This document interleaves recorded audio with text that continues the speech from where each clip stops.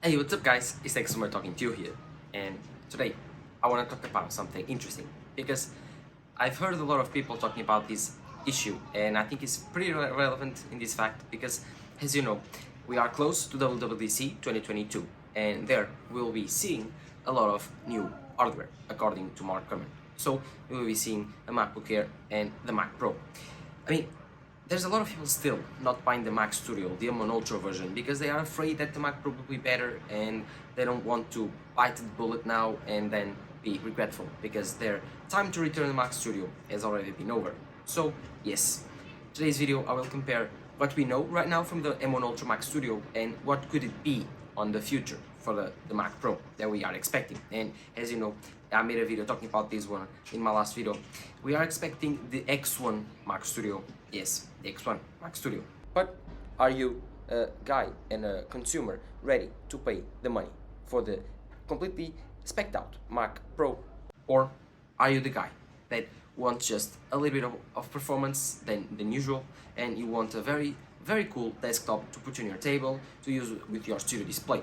That's the question that you have to answer, and I will try to help you in this video by comparing them to the prices, the price expectations that I have for the Mac Pro, and of course, should you really go for these two computers or should you just go for an M1 Max MacBook Pro? Because I've seen a lot of people just saying that, oh, I need the most amount of performance possible, but if you analyze their workflows, then it's pretty obvious. They don't need a Mac Pro.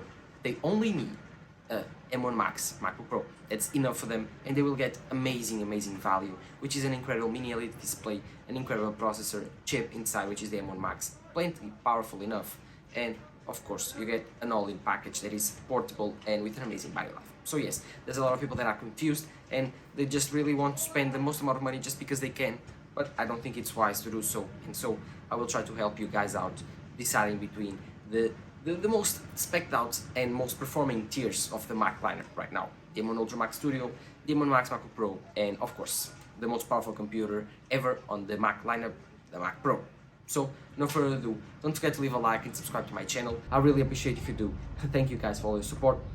Let's just start the video, shall we? As you know, Apple just launched the update to Final Cut Pro for the M1 Ultra Mac Studio. And so, let's see if it makes that much of a difference. According to Apple, with this upgrade, we'll be seeing a ton of new performance improvements, and I do think that's relevant because, yes, M1 Ultra Mac Studio wasn't that much more powerful than the M1 Max MacBook Pro on the Final Cut Pro in the last version. So yes, I do think it's important for Apple to update its lineup with a new Final Cut version. So it's a little makes more sense just because you have a very big price differences between the M1 Ultra Max Studio and the M1 Max MacBook Pro, and so the differences in performance should be according to it.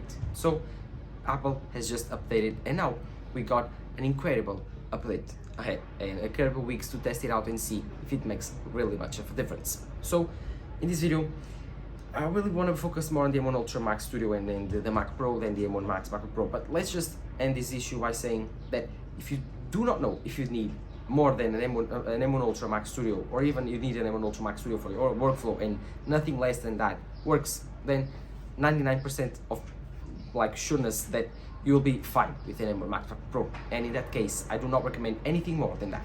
Just get a MacBook Pro now. You want to get it, trust me, you will love it. It has an amazing microphone system, an amazing camera system. If you don't know how it looks, this is how the webcam of the MacBook Pro looks, and this is how the microphone looks. I've been recording all my videos from this vacation with my MacBook Pro camera and microphone.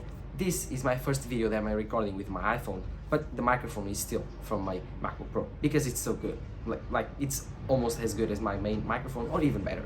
So yes, I could not be happier with the hardware on this computer, and so I recommend you getting it just because this computer, like this one I have right here, is an incredible option for you guys that want an all-in-one package, that want the most amount of performance from your laptop and an amazing battery life on top of that. Normally with laptops, if you want crazy performance, you have to take that on an expander of battery life. In this computer, you don't. You get best of both worlds, and I'm very happy with that.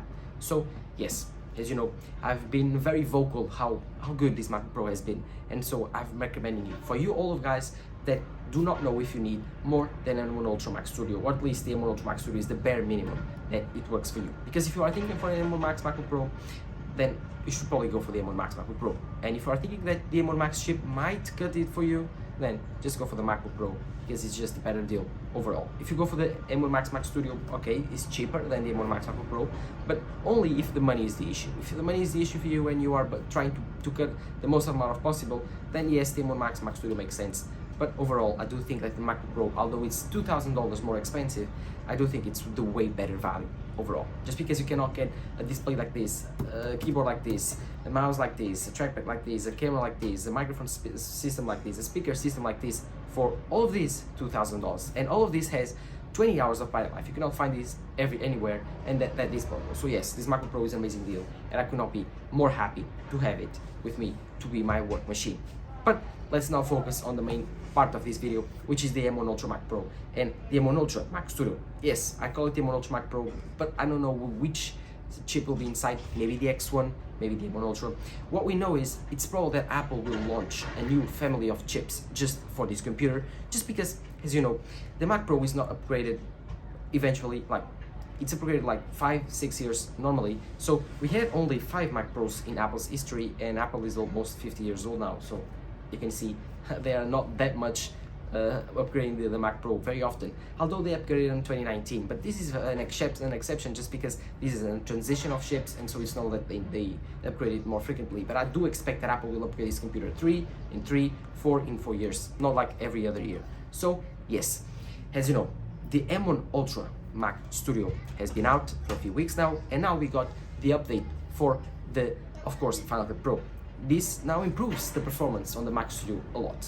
As you know, before, the M1 Max MacBook Pro and the M1 Ultra Mac Studio were tied to tie just because the performance differences weren't that much. The Final Cut Pro wasn't optimized for Mac Studio, and sometimes we got even delays during editing on the timeline. So it's quite normal that this happens when you don't have optimized software. But now we got it, and yes, finally the results are in, and we can say that yes, the M1 Ultra is more powerful than the M1 Max, obviously, and it's probably more close to a 2x scaling than it was before. So it makes sense now that if you need more performance, go for the Mac Studio. But should you wait and not buy the Mac Studio for the Mac Pro because you really need that much extra performance? Well, in my opinion, I don't think so. I think that we are reaching the tipping edge of the performance scale. So like, we are tipping the benefits and results. Like, we are putting cores on top of cores on top of cores, and now I think we are reaching the point where it starts to be more bad than good. Just because, think about it, you put two M1 Maxes together, you get the M1 Ultra. It's almost 2x scaling. If you think about it, the M1 Max is almost like 2 M1s put it together, and you get 2x scaling. But the M1 Ultra scaling isn't as good as the M1 Max scaling, and now I expect the X1 not to be as good as the M1 Ultra scaling, and now we'll probably be looking at 1.5 of performance. Should you wait for that difference of 0.5 in terms of performance? Well, do you value the difference between 15 minutes and 7 minutes and a half? You probably do. So that's the difference between an M1 and an M1 Max. Do you value the difference between 7 minutes and a half and 3 minutes and a half, so 3.5 minutes? You will probably do also, because that's the difference between the M1 Ultra and the M1 Max. But do you really value the difference between the 3.5 and 1.75, so 1 minute and something, for an extra $10,000? Well, I don't think it's worth it. I mean, it's the difference between you getting up, getting the coffee, and sitting down and wait 1 more minute. So I don't think it makes that much of a difference, even in big studios. So yes, I don't think that waiting for the Mac Pro right now, does it make sense?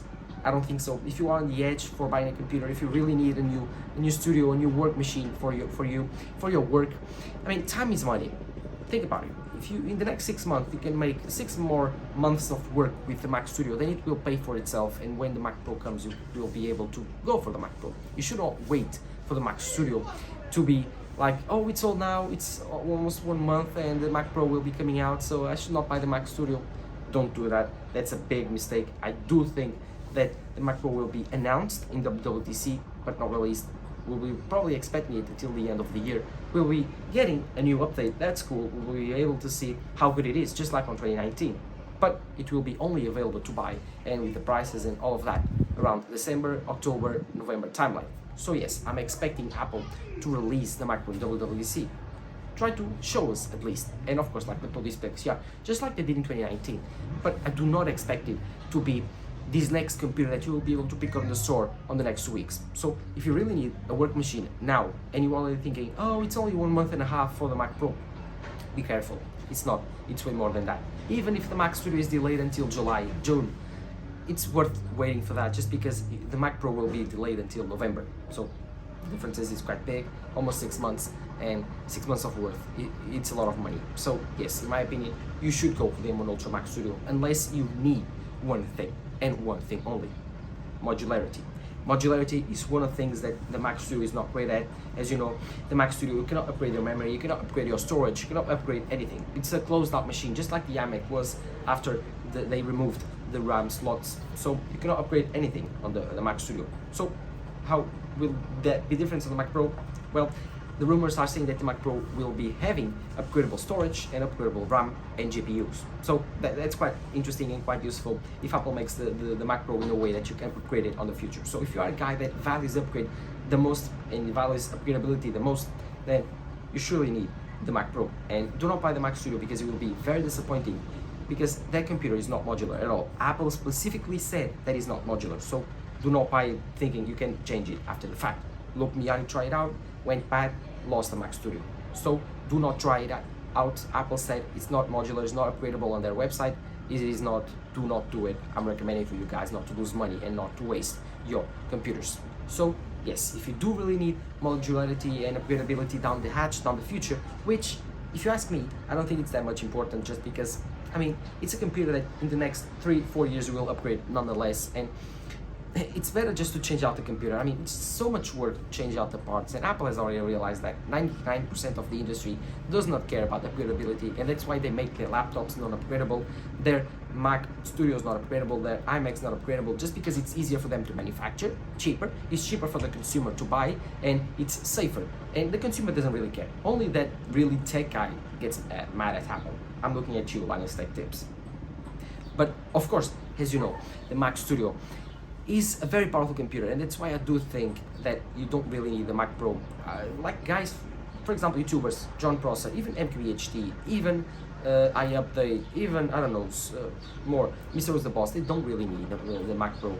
Mr. Was the Boss works on the 16-inch Mac Pro just like mine, the same computer as mine. And even MKBHD talked about the fact that he was able to use my MacBook Pro, not mine, but his MacBook Pro, which is the same as mine, for editing all of these videos, and no trouble on that. So he uses the Mac Studio now with M1 Ultra. So you don't really need the Mac Pro. If those guys don't need the Mac Pro, only companies and enterprises need the Mac Pro, which is cool to build server racks and to build ARM architecture racks. But that's why I think the Apple will be keeping the Intel Mac Pro for a little bit longer, for companies to build their Intel racks with x86 apps to upgrade for Apple Silicon apps.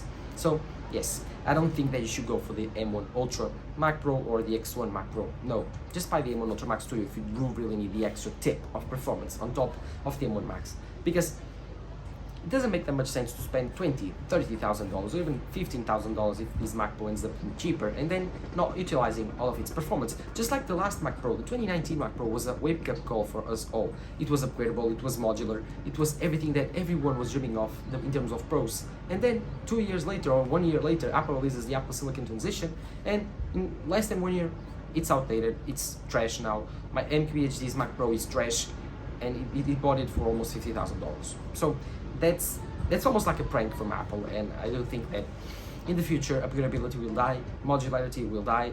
It's good for Apple, it's good for the consumers, because they spend less money making them and they pass that savings cost, at least some of it, to the consumers. And so that's why I'm saying to you guys, don't be worried about buying the M1 Ultra Mac Studio in terms of just waiting for the Mac Pro. Doesn't make sense. Do not wait for the Mac Pro. If buy Mac Studio now, wait it until May, June, July, get it, use it for a few months, pay it out. If you need the Mac Pro and you understand that the Mac Studio is not enough for you, which I guarantee you, 99% of you, it won't, then, of course, just then sell the Mac Studio and buy the Mac Pro instead. The Mac lineup with the Apple Silicon just keeps its value way better than the Intel did, and you can now buy like the Mac Studio for almost the same price as it is new, used. So it makes sense that if you really need a computer now, buy it, use it, enjoy it, and of course, I'm pretty much sure 99% of you will be completely satisfied with an M1 Ultra Max Studio. That's just stupid. The M1 Ultra Max Studio is a niche in its market. And the Mac Pro, it's a niche inside of that niche, so it doesn't make that much sense for you to be saying, oh, I don't need the Ultra Mac Studio, I want to drop 10K on my Mac Pro. It doesn't make sense, and I do not recommend you guys doing that. That's a lot of money that you could be putting otherwise. Buy AirPods Max if you want to spend your money like stupidly, in a way that is stupid. Buy AirPods Max, buy AirPods Pro, buy AirPods 3, buy an Apple Watch, a new one, buy the new iPhones, I don't know, buy an iPad, buy an iPad mini, buy an iPad Air, buy something, save your money, buy Tesla stock, buy Apple stock. Be smart, invest your money. Do not waste it on things that you don't need and performance that will be left out on the table. But that's my opinion, that's my way of thinking, and I think that you will probably agree with me, just because it doesn't make that much sense to otherwise. So let me know in the comments down below, what is your opinion on this matter. Do you think the M1 Ultra Mac Studio is enough, or do you think that you should not buy it, is not a good deal, and just wait for the Mac Pro? Let me know in the comments down below. And of course, I will end the video saying the best computer for you guys that are watching this video and comparing these two is the M1 Max MacBook Pro. I'm pretty sure it's 100% good enough for you, and the deal is just so good. I could not get enough talking about this computer. It's just so good that I'm using again the microphone and camera from the MacBook Pro, and you can tell it's an amazing camera. 1080p, the microphone is professional quality. More than that, the display, mini LED, 16-inch, amazing. M1 Max MacBook Pro with the M1 Max chip, 32 GPU cores, 32 gigabytes of RAM, or 64 if you want to, 1 terabyte of storage. You can get more if you want to also. This is a perfect machine, perfect display, perfect keyboard, perfect mouse, perfect trackpad, perfect speakers, and nothing more than perfect I/O. So this is my recommendation for you guys. And of course, as you know, I love this MacBook Pro, and I will be doing my last review on this computer later in the year, which will be the 1 year mark. I've done the 2 weeks, 6 months, and now the last will be the 1 year, and there I will make the biggest and best review of this computer you can expect from me. So that's it, guys. That's it for my videos. Don't forget to leave a like and subscribe, and of course follow me on Twitter and Instagram. We are growing here on YouTube. I would like to grow my platforms there to be able to communicate with you guys even better. So this was Texas talking to you here. Bye.